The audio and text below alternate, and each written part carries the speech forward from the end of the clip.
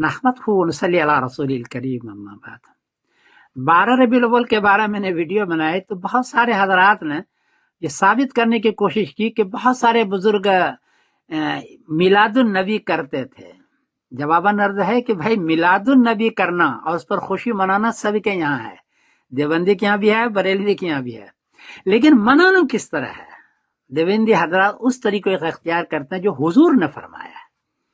حضور پاک صلی اللہ علیہ وسلم پیر کے دن روزہ رکھتے تھے۔ پوچھا گیا تو فرمایا کہ اس دن میں پیدا ہوا ہوں۔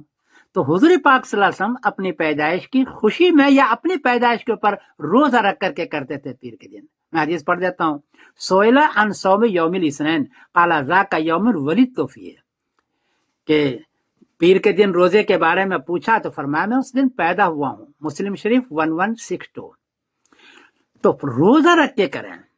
دوسری حدیث ہے کہ حضرت موسیٰ علیہ السلام کو کامیابی ملی تو وہاں بھی آپ نے خوشی ملی تو روزہ رکھنے کا حکم دیا۔ حدیث ہے بخاری شریف کی، فرمایا فانا احق بموسیٰ منکم فصامہ وامر بصیامہ، بخاری شریف 2004۔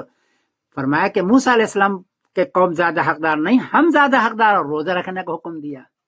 تو چپکے سے روزہ رکھ کر کے عید منایا، میلاد النبی، یہ ہے دیوبندیوں کا طریقہ۔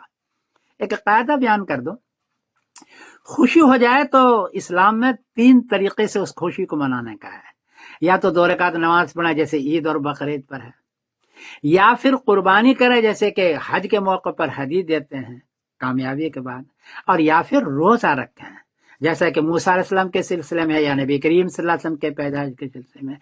تو یہ کریں آپ، اور چپکے سے کریں۔ ریا نمود کرنا، دکھلاوا کرنا، روڈ جام کرنا، جھنڈی بنا کرنا اور بتانا کہ ہم عاشق رسول ہے، یہ ریا نمود میں آتا ہے، شریعت نے اس کو منع فرمایا ہے، کیونکہ مستحب اعمال کو چپکے سے کرنا، اپنے طور پر کرنا یہ بہتر ہے۔ تو دیوبندی حضرات کے یہاں بھی آپ کو صاف بتا دوں کہ میلاد تو ہے اور خوشی بھی ہے، کرنا بھی چاہیے، لیکن میلاد کا طریقہ وہ ہے جو حضور نے بتایا، یعنی روزہ رکھنا چپکے سے، یہ ہے۔ تو یہ آپ بھی کریں، میں اس پر خوشی ہوں۔ میں سمیر الدین قاسم بول رہا ہوں مانچسٹر انگلینڈ سے، کوئی غلطی ہوئی تو معاف کیجیے گا۔